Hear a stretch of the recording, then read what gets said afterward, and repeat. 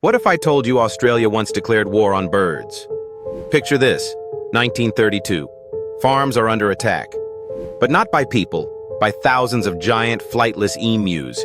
The government sends soldiers, machine guns blaze. But the emus? They dodge bullets, vanish into the bush. Imagine, trained men outsmarted by birds. The military fires over 10,000 rounds. Almost none hit. The emus win. Australia surrenders. Yes, a nation lost to birds. And here's the twist. This war is still remembered as an official defeat.